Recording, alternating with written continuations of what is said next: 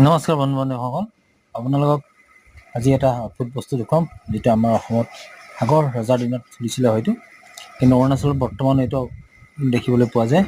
প্ৰায় প্ৰত্যেক গাঁৱে গাঁৱে এই বস্তুটো আছে, যাক কোৱা হয়, এই ঘৰটোক মৰং বুলি কোৱা হয়, আৰু এইডালক শব্দ বুলি কোৱা হয়, প্ৰতিধ্বনিত হয়।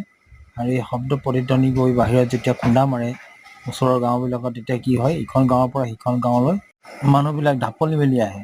তো বান্ধৱী এই মৰঙত, এই ঘৰটোক মৰং বুলি কোৱা হয়।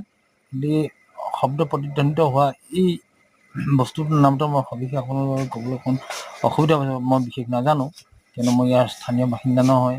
যিহেতু অৰুণাচল আৰু আপোনাৰ অসমৰ সীমান্তৱৰ্তী এৰিয়া, মই ইয়ালৈ আহিছিলোঁ। এয়া ৰাংচালি, ইয়াৰ দাঁতি কাষৰ অঞ্চলতে মৰংটোও আছে, আৰু ইয়াত পাহাৰটো তেনেই কাষত বন্ধু বান্ধৱৰ লগতে ৰাংচালি বাগিচাৰ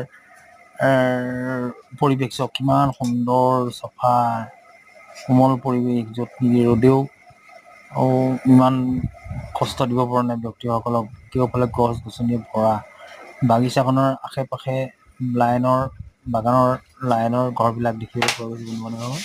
আৰু কাষতে এইটো বাগানৰ কোৱাৰ্টাৰ, ষ্টাফৰ কোৱাৰ্টাৰ। আৰু বন্ধু বান্ধৱসকল, এইটো পিছফালে, মোৰ পিছফালে দেখিছে নিশ্চয়, এইখিনি গছ, আৰু তাৰ পিছফালে আছে পাহাৰটো, অৰুণাচল পাহাৰটো। এই পাহাৰটোতেই তলতে আছে টিয়ক নৈখন, যিখন যোৰহাটত গৈ ওলাইছে।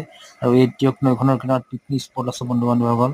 মই য'ত ৰৈ আছো, তাৰ পৰা ঠিক 5-6 কিলোমিটাৰ খোজকাঢ়ি আগবাঢ়ি যাব লাগিব, য'ত টিয়ক নৈখন আছে, লুংলুঙীয়া আছে, য'লৈ গাড়ী নাযায়। বন্ধু বান্ধৱীসকল, আপোনালোকে ইচ্ছা কৰিলে আহিব পাৰে টিয়ক নৈত প্ৰীতিভোজ খাবৰ কাৰণে বা পিকনিক খাবৰ কাৰণে। আৰু এই জেগাটুকুৰা ৰাংচালি বুলি এইটো কাৰণে কোৱা হয়, ৰাং মানে হৈ গ'ল সূৰ্য, আৰু চালি মানে হৈ গ'ল চালি, অসমীয়াত যাক চালি বুলি কোৱা হয়, সেই চালি। আৰু ৰাংচালি হৈ গ'ল অৰুণাচলীয়া আৰু অসমৰ মিক্স শব্দ। ৰাং মানে সূৰ্য আৰু চালি, সূৰ্যৰ তলত যি চালি আছে তাক ৰাংচালি। অৰুণাচলীসকল আগতে যেতিয়া হিন্দু আছিল, তেতিয়া এই শব্দটো প্ৰয়োগ কৰিছিল, কিন্তু বৰ্তমান তেওঁলোক খ্ৰীষ্টান সমাজলৈ আগবাঢ়িলে, অগ্ৰসৰ হ'ল। যিহেতু আমি সকলোৱে জানো যে অৰুণাচল মেঘালয়